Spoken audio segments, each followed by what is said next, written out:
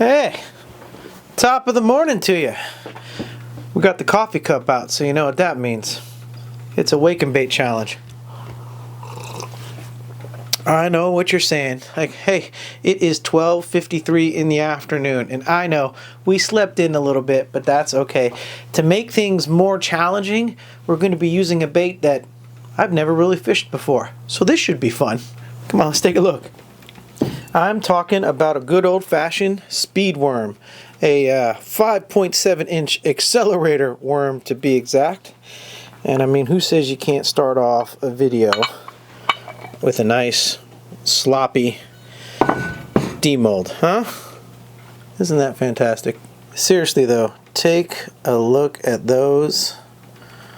Playing around with the motor oil, added some cherry red dye in there along with some Triton siren scales.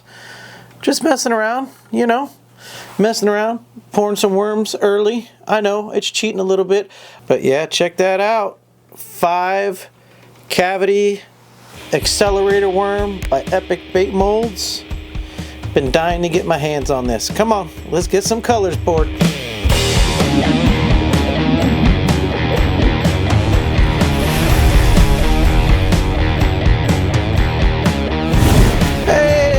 What's going on, all my fellow bait chuckers out there? My name is Michael. Welcome back to the channel. Now, I know we're getting a late start today, but fear not, because I'm taking a look at the tide charts, and it looks like the tide for today is unfortunately a low tide here this afternoon at about 2:45, and we got a high tide at 8:59, basically 9 o'clock tonight. Well, it stays light out until about 8:30, 8:45, so I figure we can inject a few colors of these worms, head on out there this afternoon, and we still get a few hours to fish. Now, what I said was true. The speed worm, the 5.7-inch accelerator worm, is a technique that I have never really fished before. Well, now the bite's wide open. I'm excited to get out there and really dedicate an entire afternoon to just fishing a speed worm. This is a mold that kind of flew under the radar. Jason released this a few months back. Didn't really see anybody do any videos on it because, you know, it's like an old school bait, right? It's an old-fashioned speed worm. Now, I haven't heard a lot of people, you know, fishing these out here on the Delta, but it is a grass fishery. And I know that the speed worm is huge down in Florida because of that reason. And I have heard from a few sticks around here that a little speed worm in the spring, summertime does some magic out here on the Delta. So the thought today is, with the starting off with the low tide and the tide rising up, we can search around for some pockets of grass. The high tide, water coming in, will bring it up so that way that grass is just a few inches under the water, and we'll start and just cast this right over top of that grass and see if we can't find a nice bass buried somewhere in there, because that's where they go. They hide. They're all up into the cover and the grass right now. So we're going to target the ones in the grass. So we're going to target those bass and see if we can't make a little bit of magic happen. I have a little bit of this motor oil concoction left over here, so we'll probably do a quick injection of that. And I also have 2 half cups ready to go. I'm thinking I want to do like a Redbug. I've never really done a Redbug before, and maybe like just a good old-fashioned watermelon red, you know, some classic single colors to go with the classic style bait. And yeah, no real recipe today. We're just gonna have some fun and go fishing, you know? Come on. All right, and here we go. We are all set. Look at that beautiful concoction. Again, that's just normal 35 drops of MF motor oil, 5 drops of Lureworks cherry red dye to really bring out that red. Almost gives it kind of like a burnt orange color. There is some red flake in there. You can't even see it. The cherry red dye covers it up, and the sparkle you do see is the Triton siren scales. So that's the little concoction that we have going right there. We are all at the temperature. It's already vacuum packed, and we are ready to inject. All right, here we go. Now, one thing I will point out about this mold is it does suck up a good amount of plastic, and when you are done injecting, I like to hold pressure for a little bit, and because these are thicker bodied worms, they are going to drink. So you will see I will have to make sure to top off this mold here. I can already start to see it seeping down a little bit. You see that there? So we're just going to come right back in here. Make sure it stays topped off. Usually 2 top offs will do it with this mold. But you can already see it starting to suck down just a little bit more. There we go. That should cover us. And take a look here. I like how you get that dark green, but then it's not a brown anymore. It's more of like a reddish orange in the thin parts. Really, really cool effect here from adding just a little bit of extra few drops of red dye. Really cool. All right, let's see if we can't get ourselves a nice, clean demolding, huh? Can we see what side? I think they want to come off on this side. I think they want to come off on this side, yeah. There we go. Haha! Successful demolding. Look at that. Isn't that cool how the tails almost come out looking orange? But trust me, they are still very, very red. It is that cherry, wine, reddish, oily, brownish look to them, I tell you. So cool. You can certainly see the green there on the edges, and I think what's happening is that red dye is mixing with the chartreuse that's typically in the motor oil, and it's giving us that really cool kind of fluorescent orangey effect. Pretty awesome. I'm really happy with the way this color turned out. Like I said, just having some fun today. Figured I'd flip the camera on and you know, see where this video takes us. Beautiful. Look at that. And if you pay real close attention, you'll see there's an extra fin right here on right where the worm kind of meets the kicker tail, and then right at the tip of the tail there's another thin part as well. Might be a little easier to see it in the mold. These are the two. There's the tip and the fin that I'm talking about there. Now, I don't know the exact reason for these being here, but knowing Jason and watching his previous videos where he's shown on the Epic Hog how just adjusting something 1/10,000th of an inch can really impact the amount of action you get, I'm sure these have a reason, because when you see the action footage, I'm telling you, these tails, they kick. All right, here we go. Fresh cup of plastisol right out of the microwave, ready to be mixed.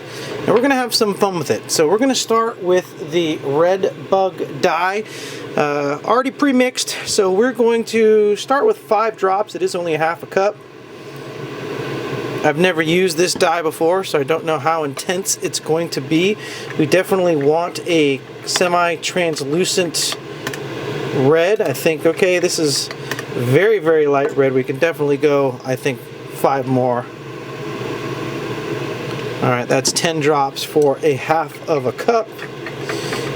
Redbug is usually a pretty bright red worm. I kind of like that right there. I think we'll stick with that. Well, at least we'll give it a shot. I think that's pretty good. I don't want it to be too dark though, but maybe 5 more drops. 15.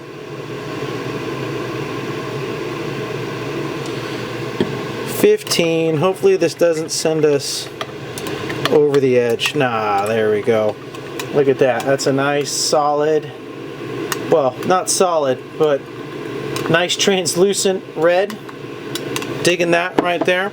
Now it does call for medium and small teal green flake. So we do have the medium, but to make up for the small, I think we're going to reintroduce some of the hollow shift powder here. So let's just go with 1/16 of a teaspoon for a half a cup. I think that'll be more than enough of the large flake. I don't really want to, you know, overpower it too much. Again, we are working with a half of a cup. Alright, there we go. Alright, we're definitely starting to set up already. And then again, we're going to go with just a touch of the Borealis. Also has that kind of green to blue shift, so we're just going to, you know, not a whole lot. Not a whole lot, just half of a 1/16 of a teaspoon. Just enough to give it some flair, you know what I mean? And we don't want it to overpower it, and even just that little bit may have been too much. No, that red dye there, oh, look at that. Look at that. That gave us a beautiful, can you see that? That tiny sparkle there? That gave us a nice teal shimmer on top of the red and the green flake. Oh yeah, these are gonna make for some good worms. All right, we're just gonna leave the recipe there. I'm gonna reheat this, vacuum it, and then we'll see when we're ready to inject. Here we go. Redbug. Nice injection there. Make sure to top it off. Oh yeah, it wants to drink. And here's what it looks like on the injector. Good old-fashioned Redbug with a little pinch of hollow shift on there. Love it. Alright, I'm super excited to see what these worms turned out like. And I'll tell you, from looking at the cup, I can't wait to mix this with the motor oil leftovers either. Oh, look at that. That is a beautiful Redbug, huh? I think that's what we were going for. Nice red worms with that bright red tail.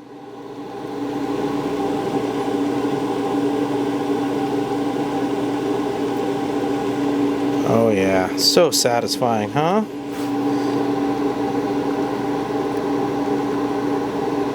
Beautiful red worms, good old Redbug. It's an old color, never fished it before. We'll give it a shot. It's a classic, I hear. Alright, we got another cup of plastisol all heated up, ready to go, fresh out of the microwave. We are going to attempt to make a watermelon red, so we're just going to throw some black watermelon in there, one of my favorite watermelon colors. We are at half a cup, so we're going to go with 10 drops, but I think we'll probably end up at 15. We'll start there with 10. See where that puts us. Oh yeah, and I think we'll definitely jump straight up to 20 actually.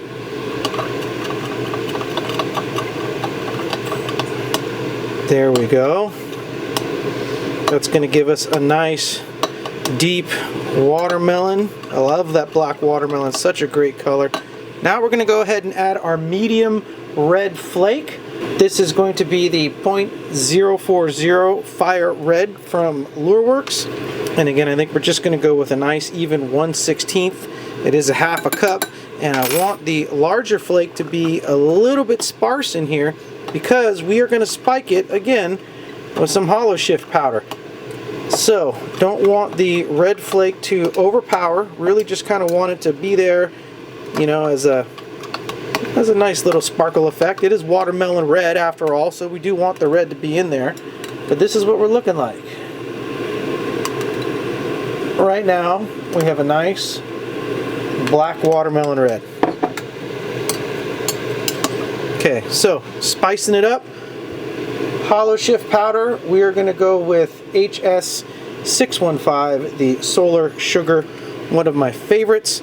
It's an awesome red to pink kind of color shift here. It's just the same thing. We're just going to add in half of a 1/16. Give it that extra little bit of flair. We don't really want it to overpower. We just want it to really kind of enhance. And you can see that already brightened up. Wow. Okay, that did some things we were not expecting it to. Oh my goodness. Are you all seeing that? What that's doing? Look at that. Just that little bit interacting with the green. But we got all that pink and orange in there now too. Oh, hey, we may have just stumbled onto something. This is why we like having these fun videos. You never know what you're going to run into on a wake and bake. Here we are, hot, ready to inject. Let's see what we come up with here. Huh? Watermelon red spiked with that hollow shift powder and the 5.7-inch Accelerator Worm. I think this is going to look real good. There we go. Hold a little bit of pressure. And then we're going to make sure to top it off. Oh, well, there wasn't much left out of there. I hope there's no air bubbles in there. Like I said, this mold uses up quite a bit of plastisol. So if you want to finish off, you know, your half a cup, your quarter cup, you're definitely going to have to use the sprue technique.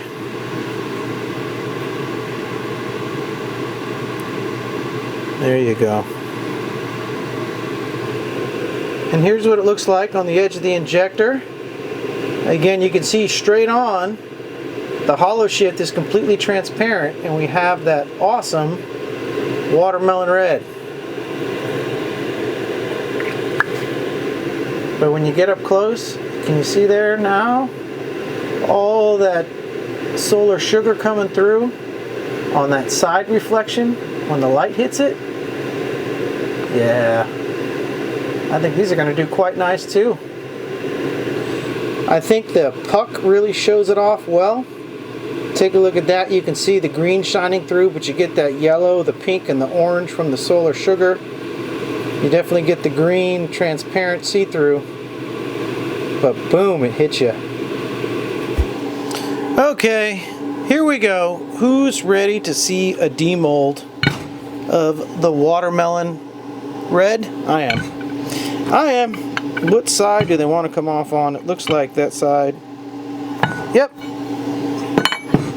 There we go. Oh, there we go. Look at that. You can definitely see the solar sugar popping through right away.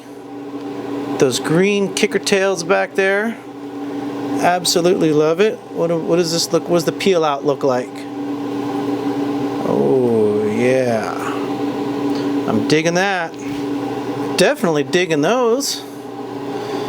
Yeah, I like how it just goes from that transparent green to almost a solid red there. That looks pretty sweet. Look at that. I think those will do quite well. I mean, you couldn't really ask for a nicer watermelon red.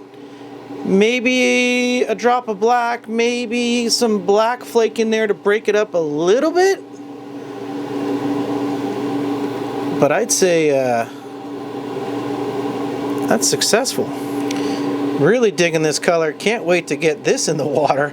We may have to start with this. A little watermelon red kicker worm. I don't know. That motor oil is calling my name though. What do y'all think? What should I start with? Let me know. You know what to do in the comment section.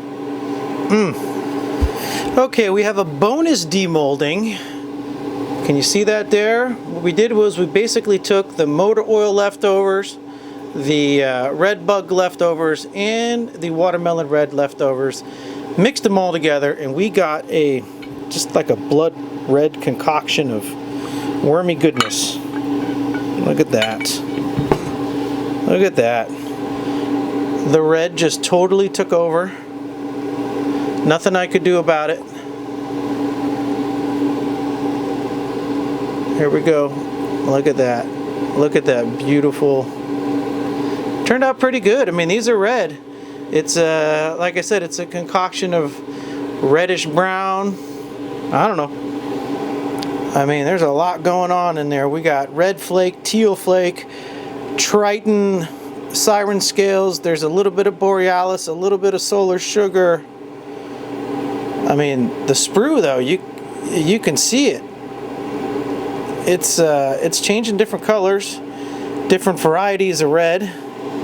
I love how bright red and translucent the tails are. I think that's pretty cool. Awesome stuff. And you know what? You know what I think this color would look really good in? Is this mold right here. A little sneak peek, if you will, at the next video, since I've been on a Texas rig kick lately. Oh yeah. The glory crawl. Perfect. Perfect color for the glory crawl. Yeah. baby, baby, baby, baby. But that's for a different video. All right, let's get close-ups of all these baits and I will meet you on the water.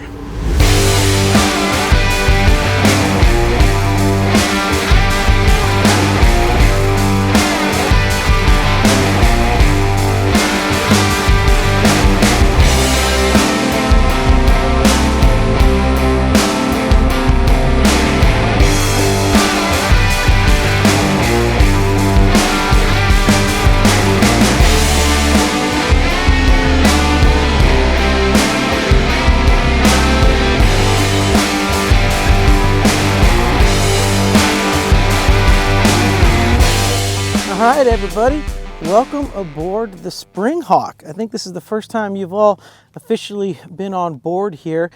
If you want to see a walkthrough video of the boat, let me know down in the comment section. I didn't think it would be kind of pertinent to the channel, so I didn't really do one, but those of you who follow me on Instagram have seen some of the sneak previews of the new ride here. But we're starting off today with the motor oil color of the worm. Now, the way I rig this up is very lightweight, okay? I'm running 3/16 weight because we're in current right now. I think if it was still water, I'd probably run it about 1/8 of an ounce worm weight. Texas rig style, 4/0 EWG. This is a Gamakatsu super line hook. And again, as always, I will leave all of the components that I use for the rigging down below in the comment section. So you can go ahead and click through to Tackle Warehouse, which are affiliate links, by the way. So, you know, just by doing your shopping at Tackle Warehouse, you're helping out the channel, which I sincerely appreciate. So, standard Texas ring. About the only thing I will point out though is if you notice the way that I have it set up here, if I get in real close for you here, the tail is pointed upwards. And so I found I get the best action out of this worm with the tail pointed upwards. But again, I've never really fished this before. So this is kind of my first time. Hopefully we'll catch some fish.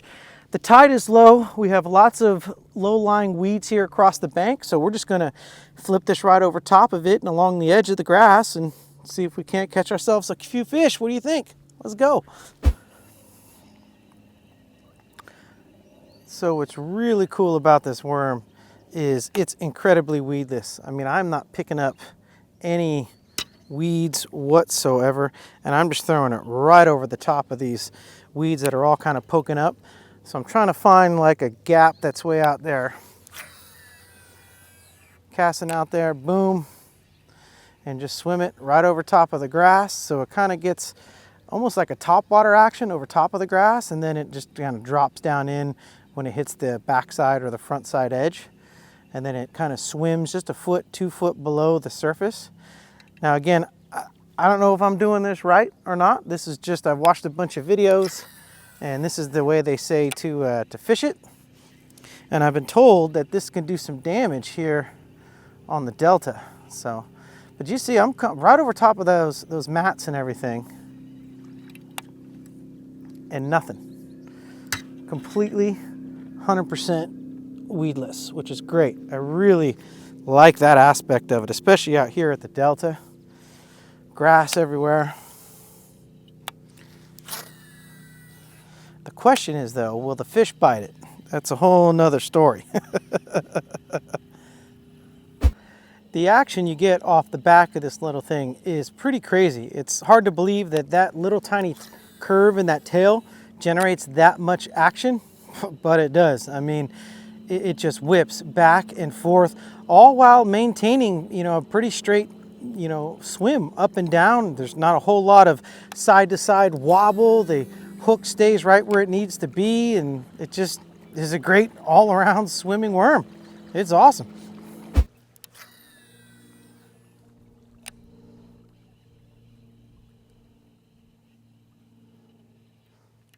Oh, there we go. There we go. We got one. Yeah.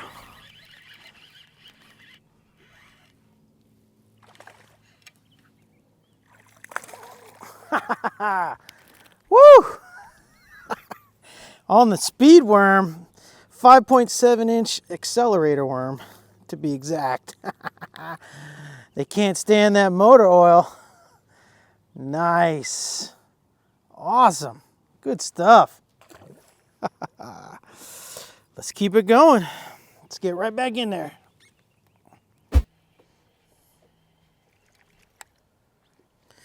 All right, everybody. Well, that's going to wrap it up for today's video. But hey, our wake and bait challenge complete. Motor oil, 5.7-inch accelerator worm, caught us a fish today. First time out using this bait. I'd say all in all, pretty successful day. I really love how weedless it is. I'm definitely going to use it a lot more out here on the Delta. And to be quite honest, I definitely would love to see maybe a larger version, maybe a Magnum version, a little fatter, longer, maybe around 7 inches, something like that. I think it'd be pretty sweet. What do you say, Jason? All right, everybody. Well, until next time, y'all know who it is. Your friend on this end, Michael, out here around these Delta sloughs, reminding you to keep on chucking. I'll get back with you.